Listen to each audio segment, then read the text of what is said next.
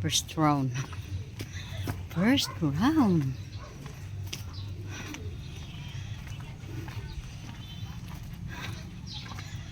So, pang second round na to.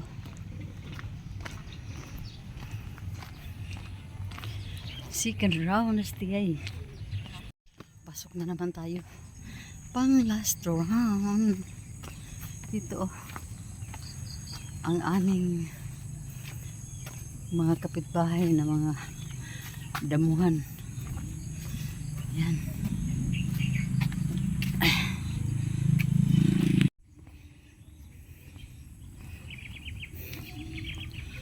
Oh. Kapoy. Lamig ay sumbag mais oh.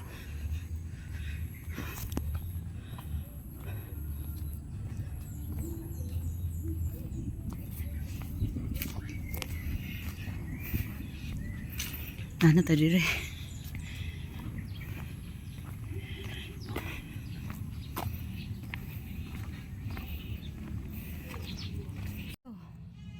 Grabe, gasiga ang ating kuan oh. Tingnan mo.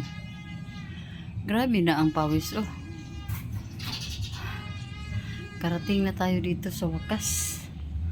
Sa wakas, nandito na tayo sa bahay. So, ano bang gawin natin ngayon? Magpahinga muna. Ayan na. Nakapunas na tayo, nakapamunas na tayo sa ating towel oh. This towel natin. Dahil ang mata natin ay nag-blurred dahil ang antipara natin ay ano, medyo nanuhan sa pawis ba, blurry na naman. So ganito, ay nako, at least mga tiyaying nakatapos na tayo ng 3 rounds. Kung araw-arawin natin yung 3 rounds, pag wala lang akong, basta dito na ako sa bahay sa mga oras na ito, pwede ko rin gawin yung 3 rounds. Ano ba, dahan-dahan lang ba, hanggang sa pagkatapos ng isang linggo magka 4 rounds na naman tayo. Depende sa kondisyon natin mga tiyaying, dahil ngayon hindi masyado maganda ang ating kondisyon. So ginawa ko na lang yung parang pinilit ko na lang na maglakad mga tiyaying. So tayo muna tayo para maka subside yung mga ano natin, blood. So inantay ko na lang si Ziki nga makauwi din. Pero andito naman si Remrem sa bahay. Mamaya uuwi na rin yan.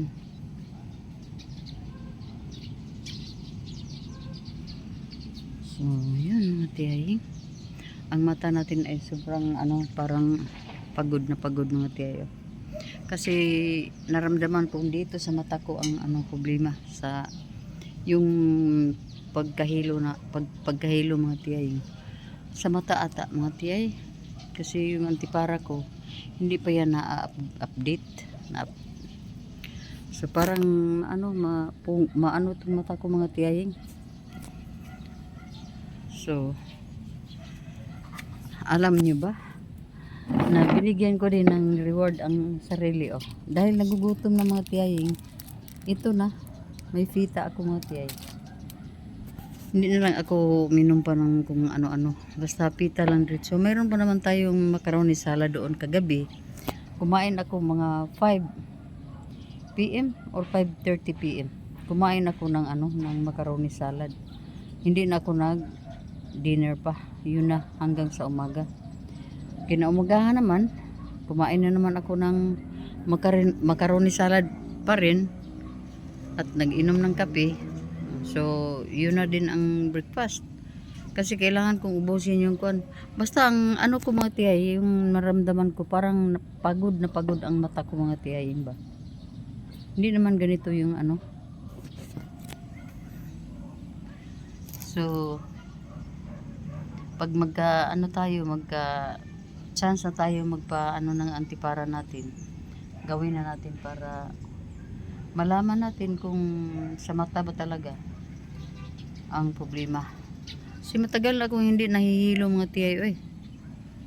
Matagal-tagal na talaga. Noon kuan lang, yung sobra ang pagkababad ko sa cellphone. Doon nag-umpisa ng magkaganito. At saka yung ano, grabe ang trabaho ko sa ano diyan pag ano ng mga damo sa bakuran. Yun din. So mga sa ngayon, mga isang linggo na akong hindi nagwawalis diyan mga tiyay kasi kapag magwawalis ako mga tiyay parang ano ba parang ano bang tawag niyan basta kanang murag kung matumba ba, parang babagsak ako sa gilid, papuntang gilid mga tiyaying. So iniwasan ko na lang na mag ano tayo, so manage lang. Good morning everyone, good morning sa lahat. Palagi tayong mag-umpisa ng morning dahil dito dito na mag-umpisa ding mag-exert ng effort, sweets, yung mga pawis natin na mag-umpisa talaga sa umaga mga tiyo. Basang-basa na itong liig ko dito, banda sa back. Basang-basa na kasi ayan na, nagpa-plancha na ang tiyaying.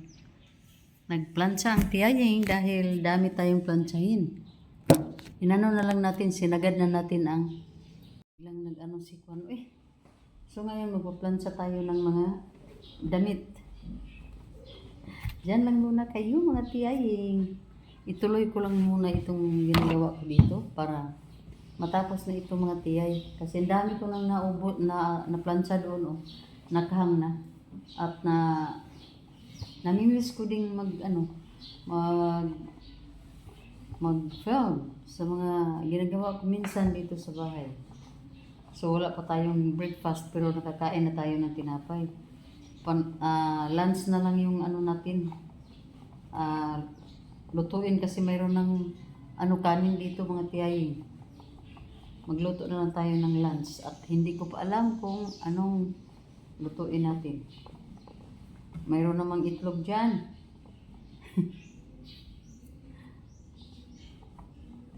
Baka itlog lang yung boil ko lang yung itlog mga tiyay. Dahil si Walter naman ay papasok sa school. Si Zeke ay hindi pa nakauwi, doon natulog sa kanyang lolo. So, pag-isipan muna ni tiyay kung aalis si tiyay. Pag-isipan lang muna. Kasi hindi natin yan pag-isipan.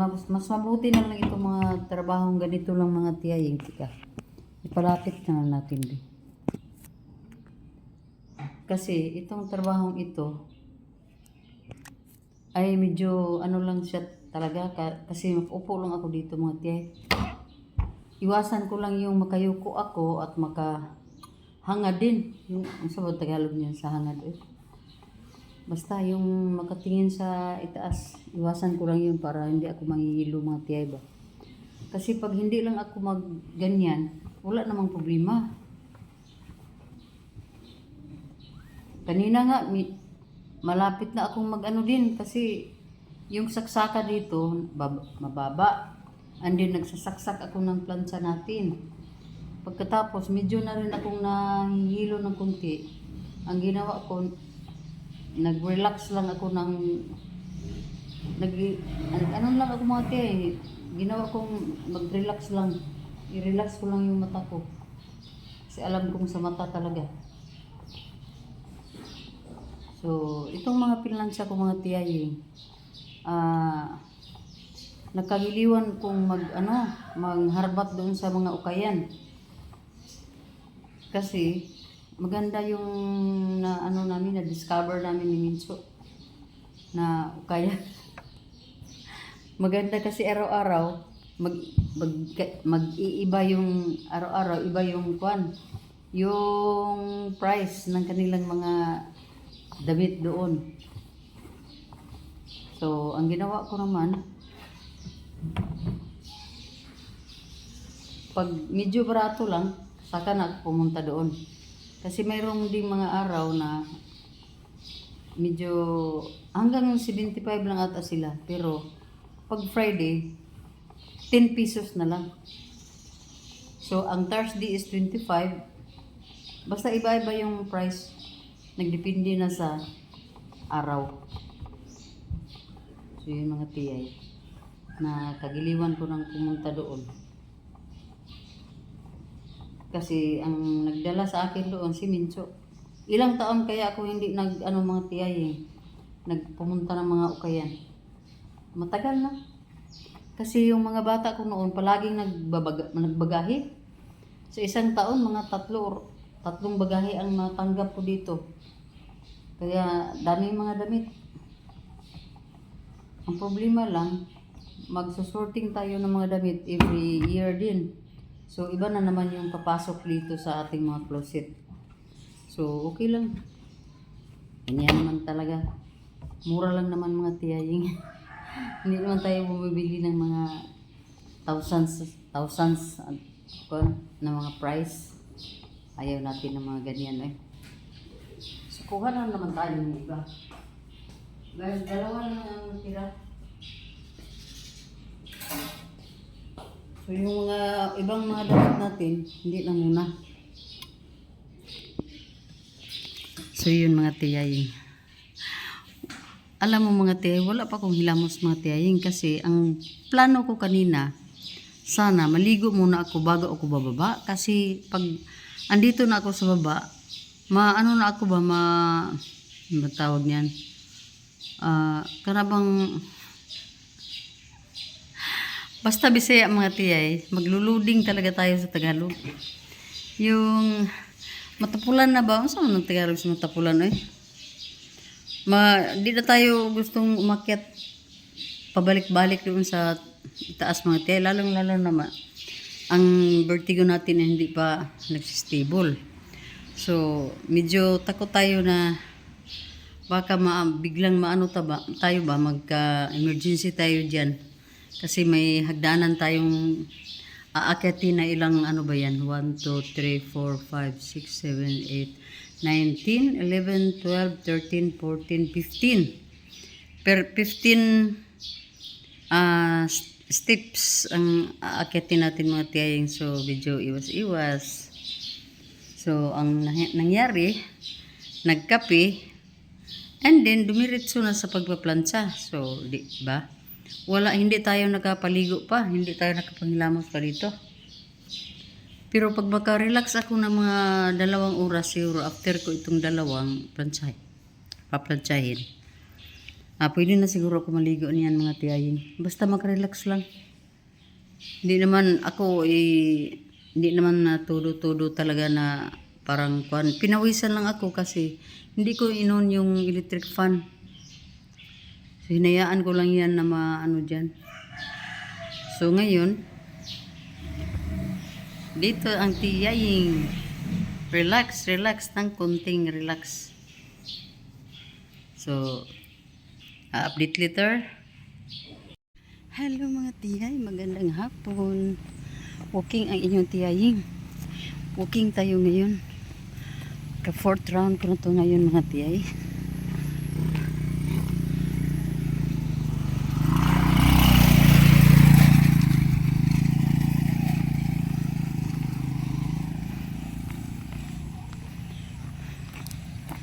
Tutuhanin na natin to ang ating pa-walking.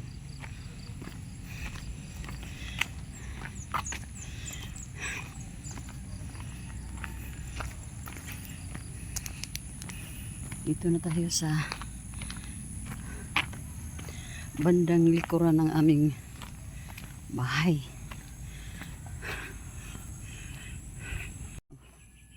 Yan ang daan patungo sa sa Tagustos. At ito yung para sa patungo na sa amin. Ayan na doon makita na yung bahay.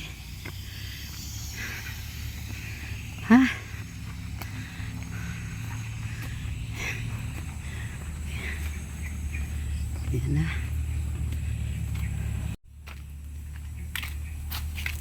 Umulan na ba?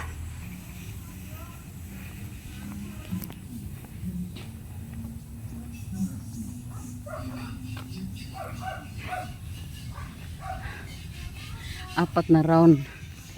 Nadagdagan pa natin ng isang round. Kasi pinilit natin madagdagan mga tiyahin. At ang sarap mag ano.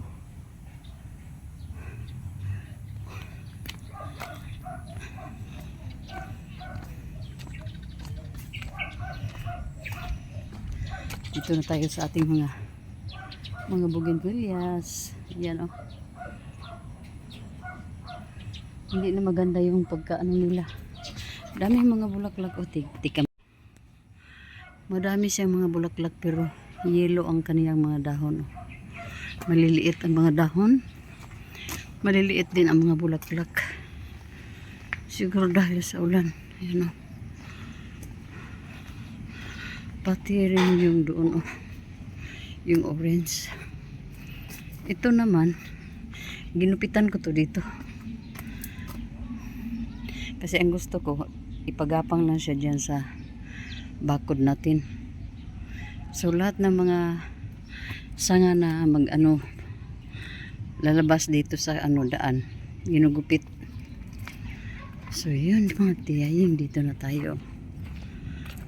Pasok na tayo. So, pinawisan na tayo mga tiyay.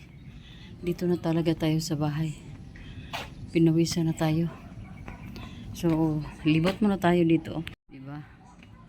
Yan o. Wala nang walis ito dito. Dahil iniwasan ko ang magyuko muna mga tiyaying. 2 bisis to si Ziki ang nagwalis. Pero ako hindi muna. Mayroon pa sana akong magsunog ako sana dito. Pwede na. Ata ito sunugin ngayon ah. Yun ang dami na. So, pakita ko sa inyo mga tiyay ang bunga ng ating saging na naman diyan. Ayaw ko mga tiyay. Tumingin doon sa itaas. Pornada na naman tayo ng kuan. Vertigo natin. So, mientras tanto na hindi siya iwas-iwas muna. Gawin ko ngayon mga tiyay. Kuha na lang ako ng ng posporo siguro at saka yung panggatong nating mga karton doon sa sa gilid ng ating bahay. Kunin muna natin.